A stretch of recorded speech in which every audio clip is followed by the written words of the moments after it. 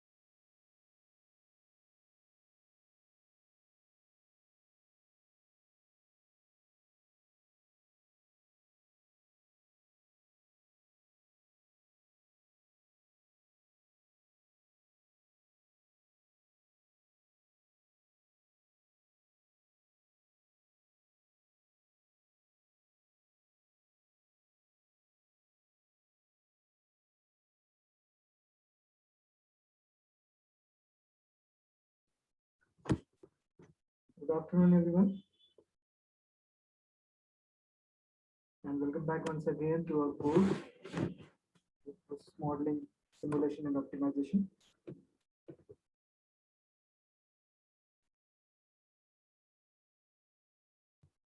So you are aware about the topics which we have seen in the previous session, right? So in this session, let's say, before starting this, yeah, good afternoon, Deepak.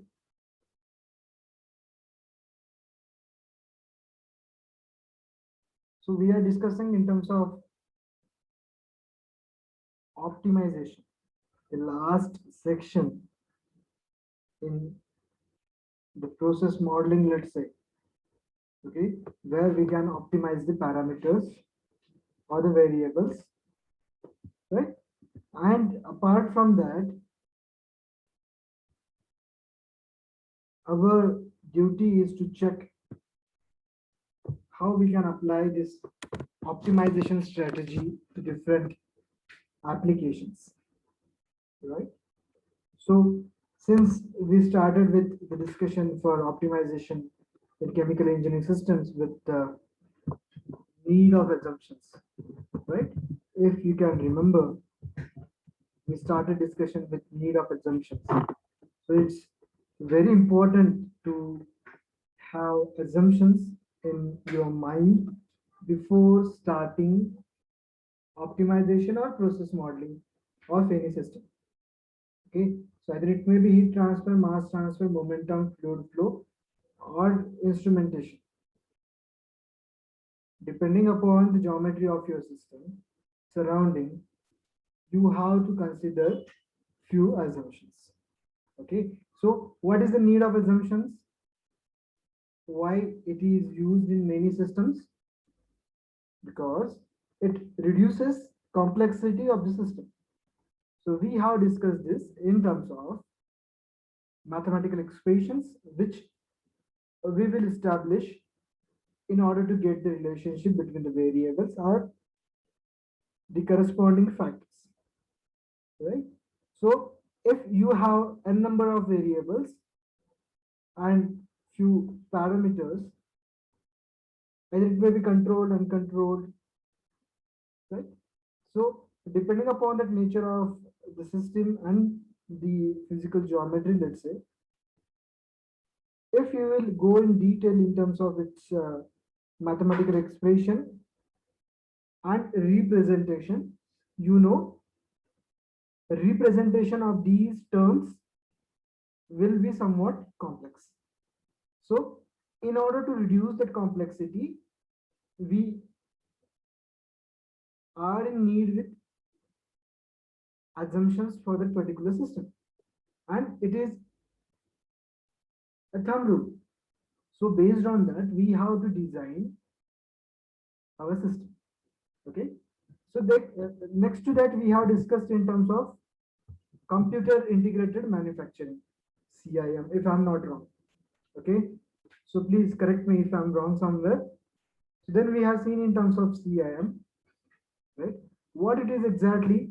It starts with raw material,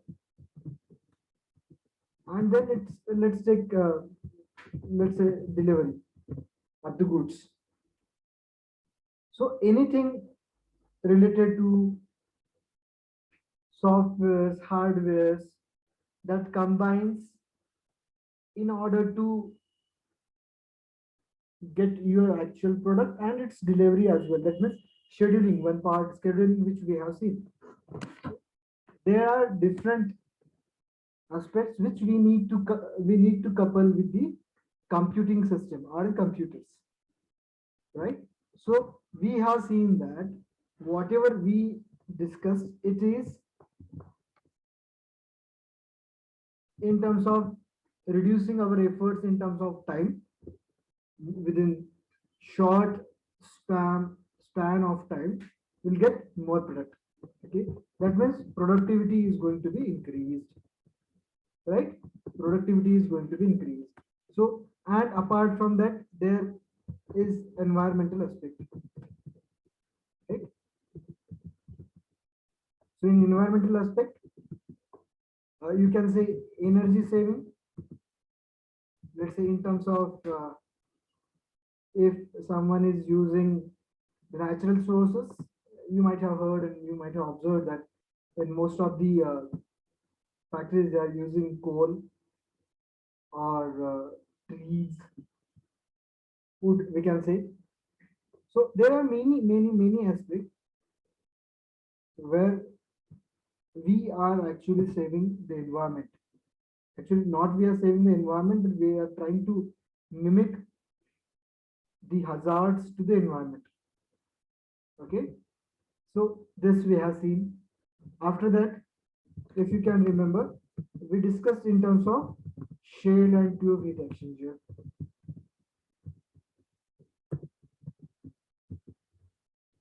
right?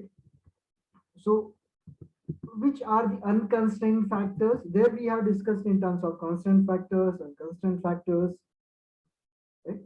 Based on its linearity, non-linearity, there are so many factors which we need to consider while designing system and to optimize the parameters, right?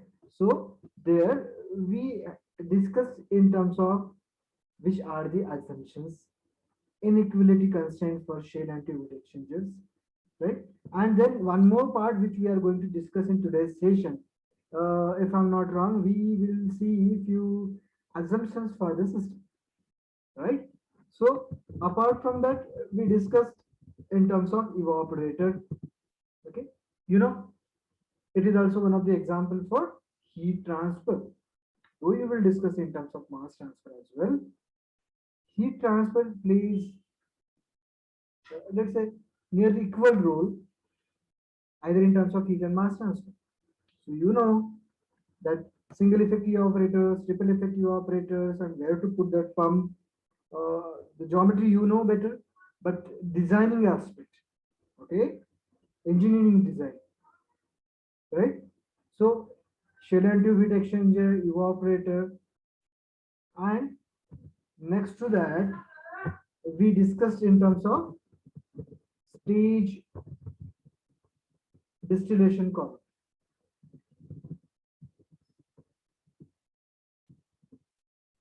right? So in stage distillation column, how to proceed with, right? Here also our main aspect is look after the assumptions and which are the variables those we can uh, consider for the optimization. Okay, so we had discussion about stage distillation column as well. Can you tell me some other examples which we have seen till now? Kosha, Deepak, Devanshu. Other than this, evaporator, shell and tube heat exchanger, stage distillation column. Will you please tell me what are the other examples which we have seen, if you can remember?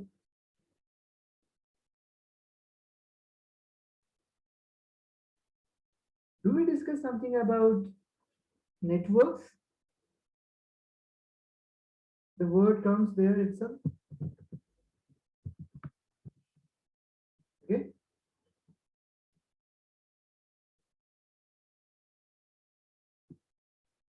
Is it something gas transmission network?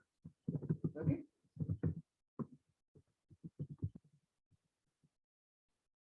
Gas transmission network.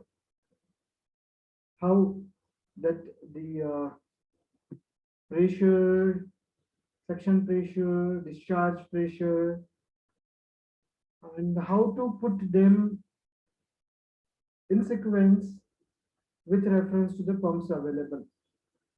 Okay. So yes, we had discussion about these factors in terms of optimization. So optimization in chemical engineering systems. Okay, so these are the systems which we have seen. So today, in today's session, we'll try to discuss in terms of few assumptions where we'll try to mimic the properties in terms of reduction in the load, but that load reduced will be in the positive manner. Okay, so positive manner for us is the reduction in the energy, but increase in the productivity. Okay, so these are few examples which we are going to see, but it is very important to look after the CIM, computer integrated manufacturing, right? We'll try to discuss some more about CIM as well in today's session.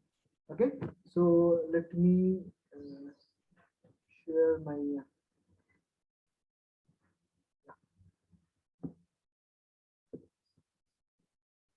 the first part which we are going to discuss from this discussion is yes, and the one more part where we are left with, if you can remember that we also discussed in terms of reaction engineering, reactor engineering, right? Reaction or reactor engineering, sorry, reaction engineering or for the reactors. So if I'm not wrong, we discussed in terms of ammonia production. Okay.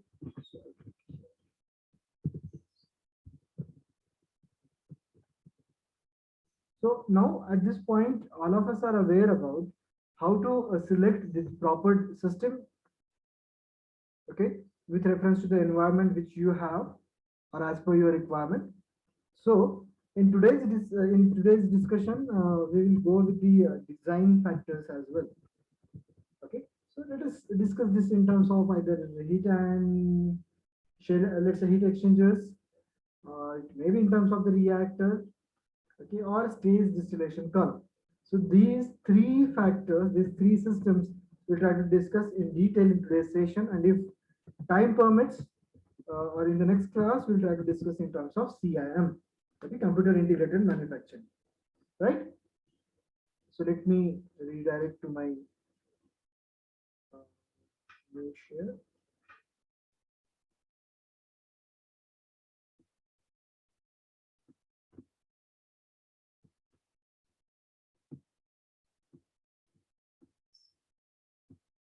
I hope this is visible to you now, my screen.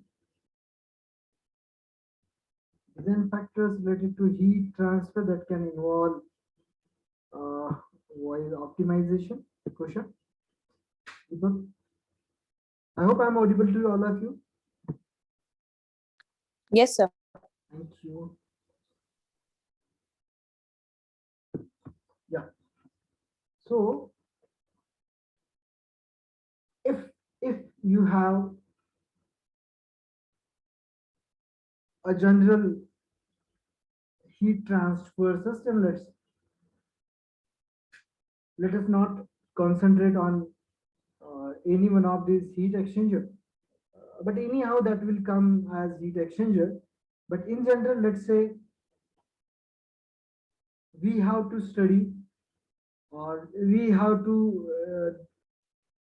deal with the heat transfer and its optimization. Okay, so in general, which are the design factors related to the heat transfer that can involve optimization, right? So you may say that any simple example, let's say if we'll take a basic example from our kitchen, if you know, if you have to cook rice in pressure vessel or pressure cooker, you know that how long it should be heated in order to get it properly cooked. Okay, so there also you have to control few parameters which will transfer the heat to that vessel in appropriate manner. Okay, so yes, that is also one of the example for the optimization, right? So similarly, apart from this household examples, we have to consider few industrial examples as far as this curriculum is concerned. Okay, so let me screen few examples for you. Yeah, please go through this. There are 10, let's say, design factors or 10 system where we can consider the optimization in terms of design factors as well. Okay, yes, definitely we have to go for the geometry, right? But in this case, let's say the first one, fired heater combustion controls. Same one, the same example which we have discussed. Okay, for cooking rice or some other thing in the pressure cooker. Okay, so what we used to say, controlling. So the controlling will be in terms of the amount of heat provided. Heat, and then it may be depending upon your reaction mixture.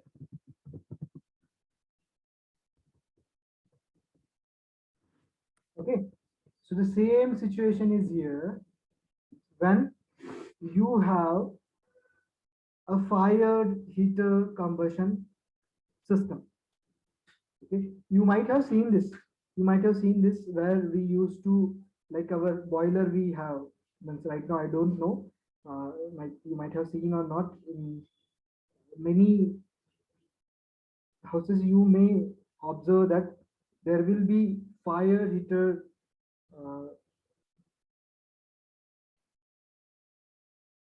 Yeah, fire heater or coal coal heated that boiler. Boiler, let's say it is for the boiling the or just heating the water. Okay, so same system is here. In the first example, you must have those combustion controls. So let's say if, since it is fire heater, you must know the property of the system, property of your raw material, at which your system is or can sustain. Okay, so those parameters, controlling those parameters, so that is one of the example in order to study the optimization in heat transfer. Okay, sometimes the flue gases which are going or those are emitted from the chimneys, and we have to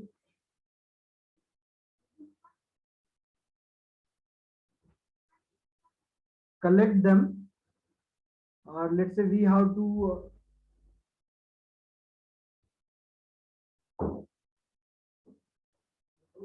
recover few useful gases or useful elements from that flue gases or stack gases. So yes, how to recover them? So based on the properties, based on the different flue gases or its from its composition, we'll be able to recover them. So here also uh, we have to consider few factors, few design factors, right? The third one is fire heater convection section cleaning. Yes, apart from heating or cooling, what you have to do, sometimes there will be cleaning of the system as well, cleaning of heat transfer equipment, okay, or let's say heat exchanger. The third example is fire heater convection section cleaning, right? There also you can consider few factors for designing and optimization of that particular heat exchanger. Okay. Next is HEN, heat exchanger network configuration, how to put them either in the series or in the parallel in order to get the appropriate optimized heat exchange or heat transfer, right? The next one related to the fin, extended surface heat exchanger tubing. So either it is if you are using this for the automobiles or it is used for, for some other purpose. So there will be few design factors in extended surface heat exchanger tubing as well. Okay, and yes, you know that whenever we are dealing with the heat transfer, uh, you have to transport or you have to provide that heat to the system, right? And whenever you are heating your system, what happens? Your that surface where you are providing the heat or the particular energy, that must be a good receiver, right? Good receiver, that means it can transfer at least, let's say, 99% amount of heat from that source to the receiver. So what you have to do, you have to remove certain there will be some deposits on that surface after some interval of time, and that must be removed with the help of cleaning. So yes, scheduling of heat exchanger cleaning, that will be a part for the optimization. Clear? Then air cooler performance. Here as well, we can discuss in terms of transfer of heat from higher temperature to the lower temperature, right? So you have to look for the air cooler performance as well. So it all depends upon your parameters of the system, right?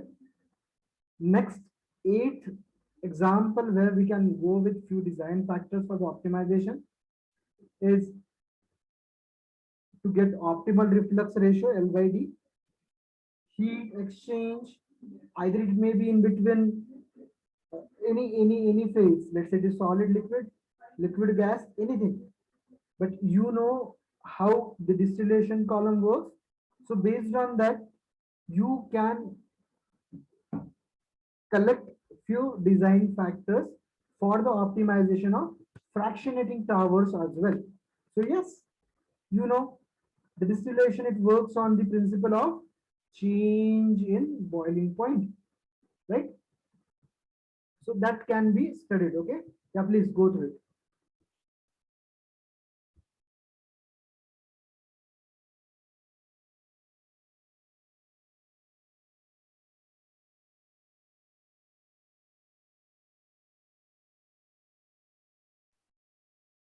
Okay, so the next one, which we have already discussed,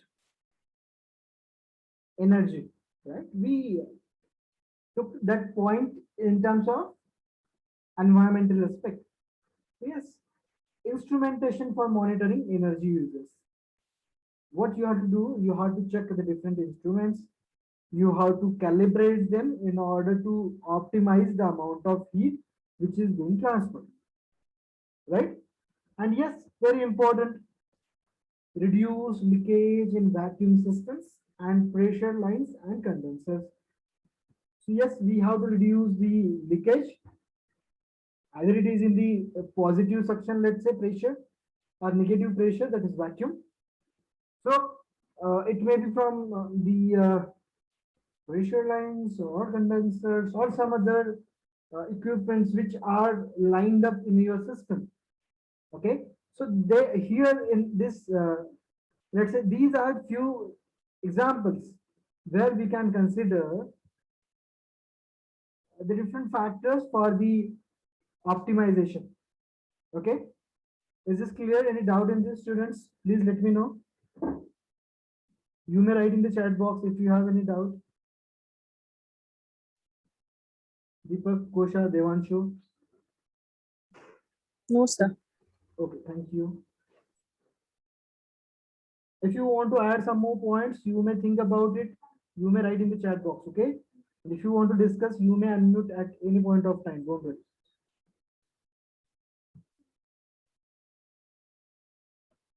Okay, fine. So we'll move towards the next part of discussion. So this is the part which we have discussed. Okay.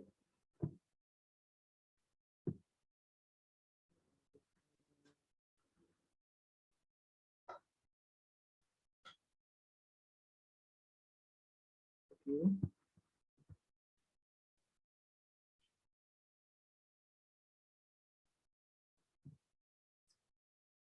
Just give me. Yes.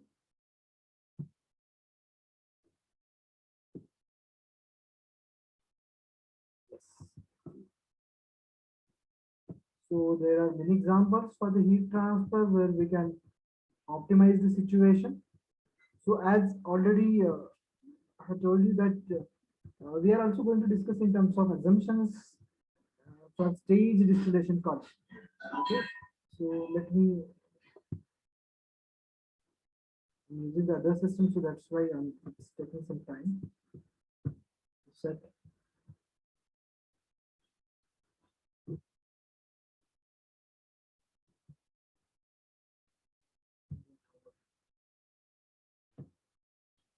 Okay, fine, we'll go with this.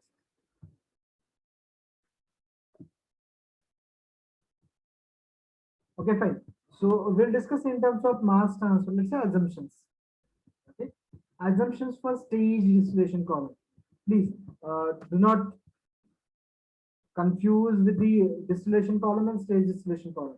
I hope now this is clear to everyone, right?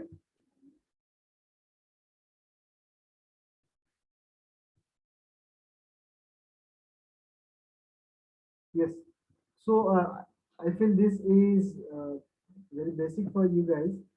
Still, in a minute, I'm trying to set it.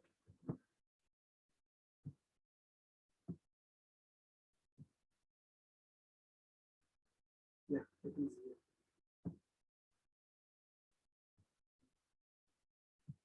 Yes. So as I told you earlier that in order to reduce the complexity, okay, whether it is in terms of modeling or optimization or design, our aim is to go with few assumptions in particular to that system, right? So let's say if you have stage distillation column about which we had discussion in previous session as well. So what you have to consider that whatever the liquid you have on every tray or on in every, not in section but on every tray if you are considering, or in every stage.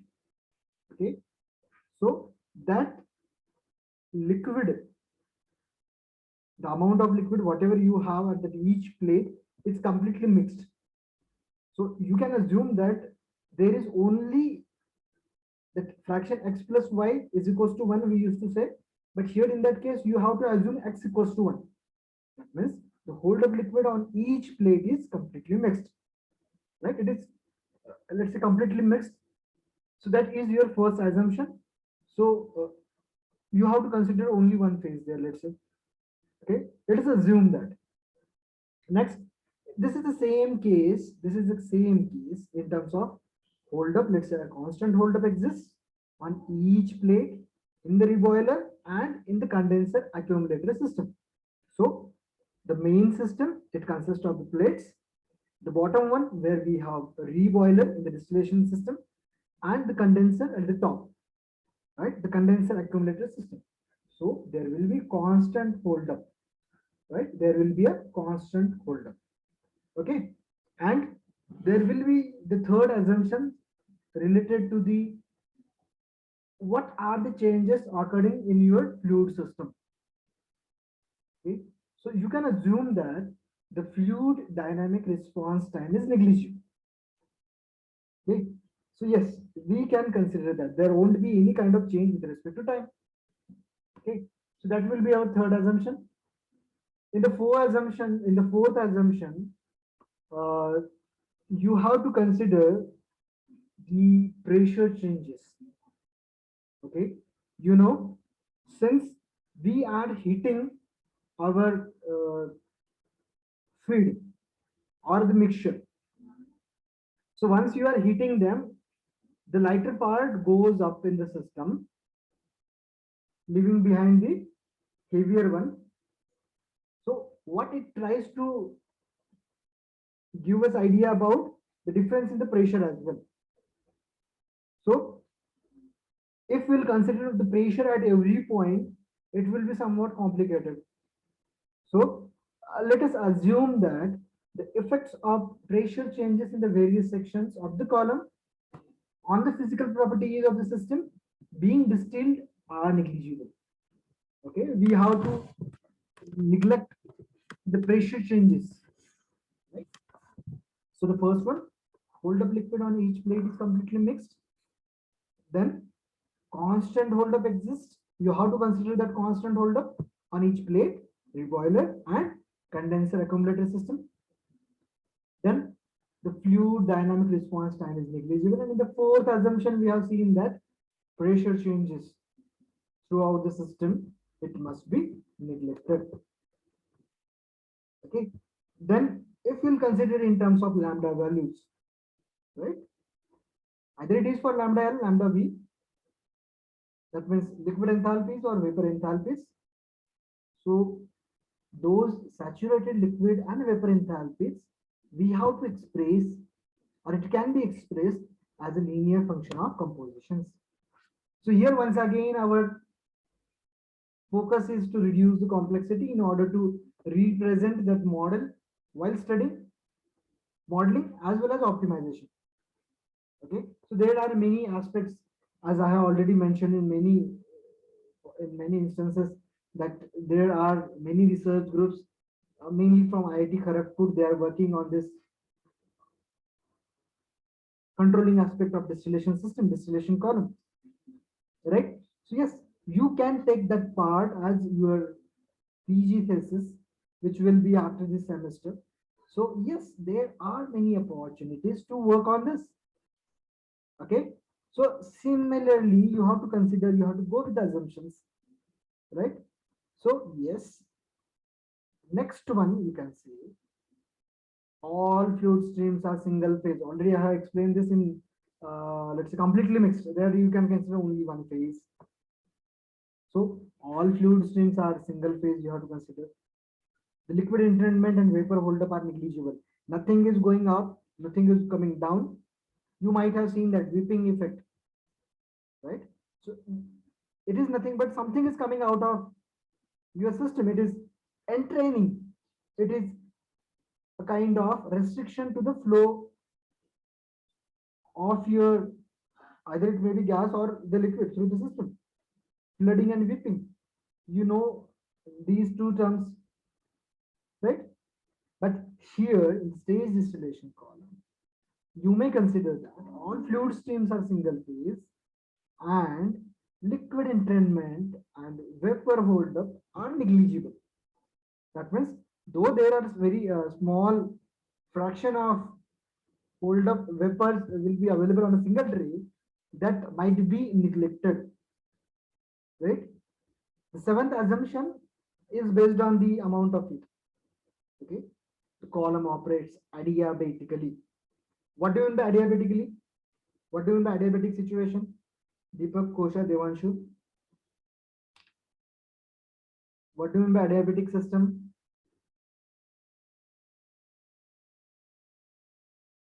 Yeah, you may unmute or you may write in the chat box. Students, please let me know. What do you mean by adiabatic system?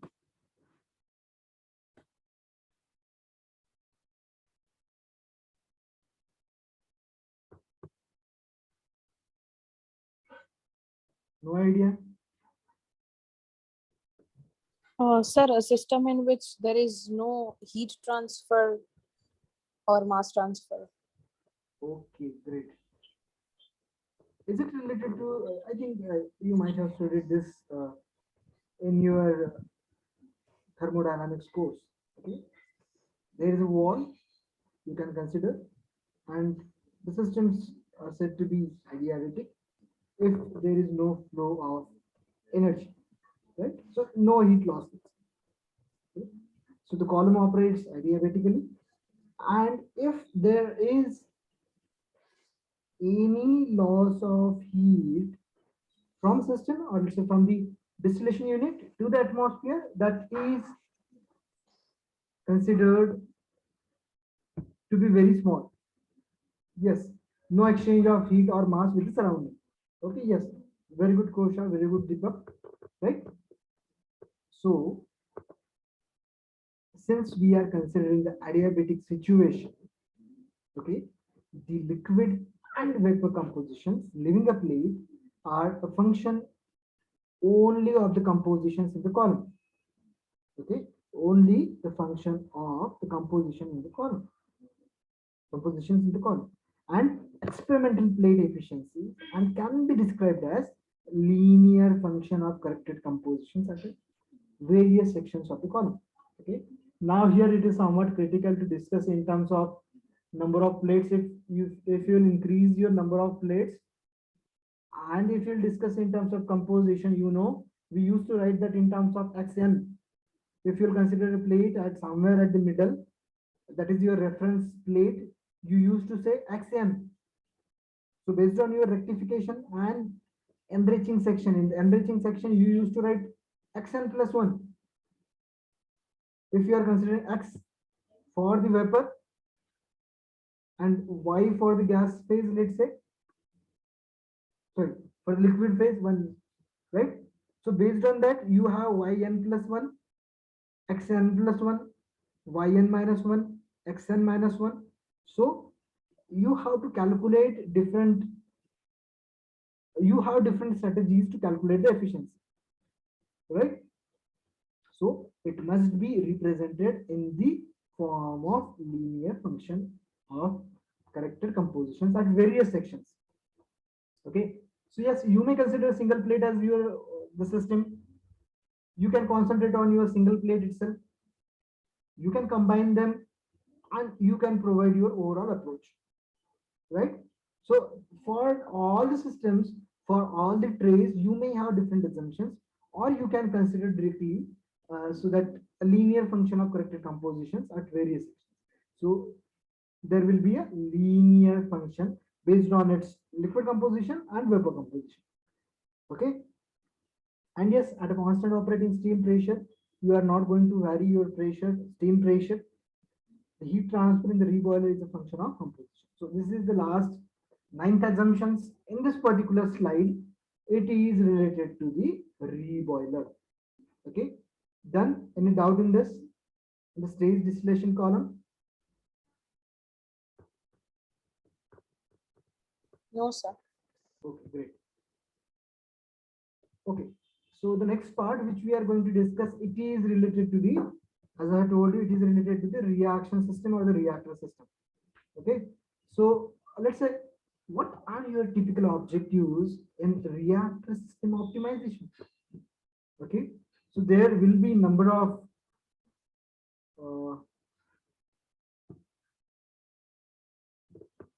objectives for the optimization system, and it depends upon various parameters.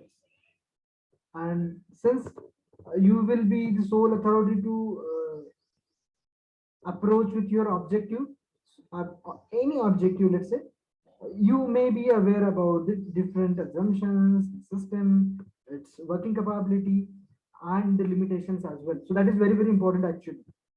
What are the limitations of your system?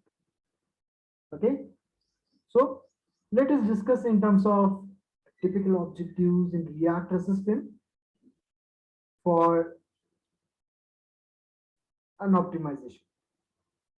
Okay, so always we used to write this in the terms of in the terms of the variables, and these variables are adjustable. Okay, so let's say the first typical objective function f of x, we used to write that f of x. So you may write f of conversion per volume with respect to time, right? That is going to be changed with change in reaction environment, with change in your reaction geometry, reactor geometry. Okay, so you have to maximize conversion, that is yield per volume, but it is with respect to time. Okay, you might have observed many situations in CRE where we have to consider the time fraction or variation. What are the changes with respect to t? Many times we used to go with the pulse and some other variation in the systems as well. So there we can give one objective function, that is to maximize conversion per volume with respect to time. Okay, then maximizing production per batch. We have to maximize production per batch. You have to minimize production time for a fixed yield, right? The fourth one, very important, minimizing total production costs per average production cost with respect to time per fraction conversion. Okay, minimizing total production costs per average production cost with respect to time per fraction conversion. That is very important in the optimization. If we go with any raw material, what is important? Important is to go with desired, let's say, economics. Okay, so that is your fourth, let's say, typical objective function. Next, you may maximize yield per number of moles of component per concentration with respect to time or operating conditions. Now it comes in terms of number of moles of components per concentration. So see, in terms of CRE, in terms of your particular system, you may vary your,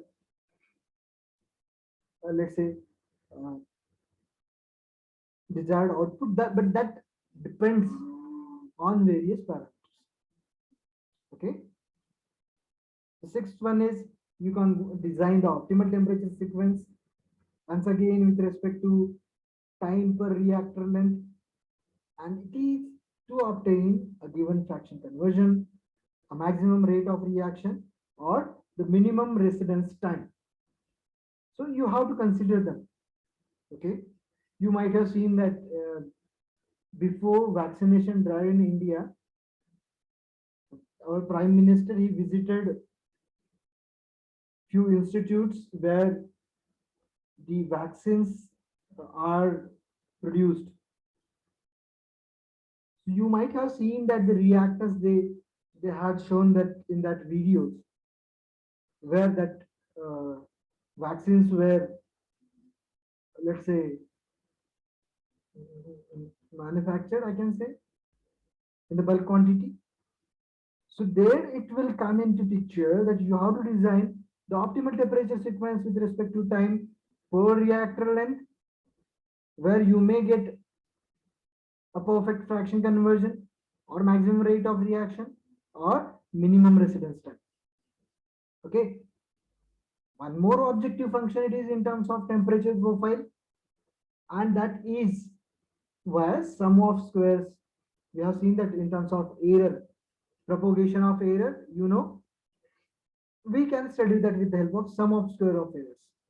But here you have to adjust that temperature profile for studying or getting its, it will be a kind of objective function. Okay, then one more objective function will be minimization of volume of reactor or reactors with respect to certain concentration or concentrations, right?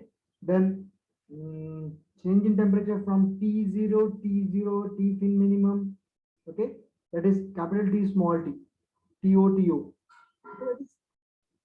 So minimum, that is how much time is required. There will be heat transfer rate constraint. So that will be your objective. Very important objective is number 10, 11, 12, 13. What is that? You can maximize profit with respect to volume. Okay. You can have one more objective function to maximize profit with respect to fraction conversion to get optimal recycle. That's a one more part which we discussed today. It is in terms of recovery of flue gases. You know, let's say recovery of useful something useful from that flue gases or stack gases, right? Yes, it may be your one of the objective or objective, let's say typical objective function, right? So apart from that, optimize profit per volume per yield with respect to boundary per initial conditions in time. Okay, so right. So and the last, very important, the objective function to minimize consumption of energy with respect to operating conditions, right? So these are typical objectives. These are the typical objectives for the system, okay, for reactor system. I hope this is clear to everyone. And please, you may note that the objective functions may change as per your system, but these are typical objective functions. Okay. So this was the last part to be discussed in today's session, sorry. So if you have doubt, if you have any suggestion, you may unmute yourself or you may write in the chat box.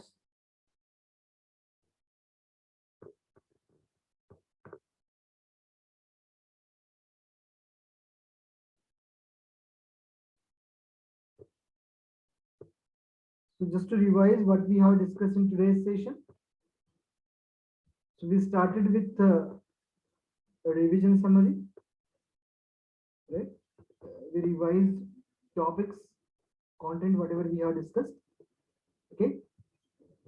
And then in today's session, we discussed in terms of design aspect for heat exchangers, design factors, right?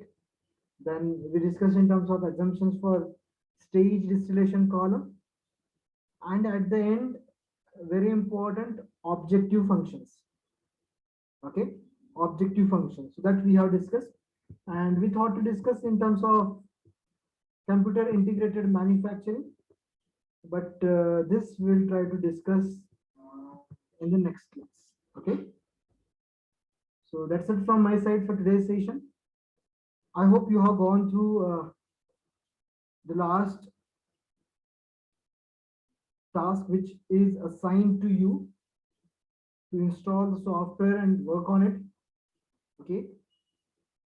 So yes, that we'll discuss in the lab session as well, but this is for your information. If you have not completed, if you have any difficulties for installing the software, please explore the content or you may contact to me. Okay, because that certainly there will be a few assignments to you in near future as a part of submission. Okay, so please make sure that you will install software which we have mentioned in the previous session. Okay.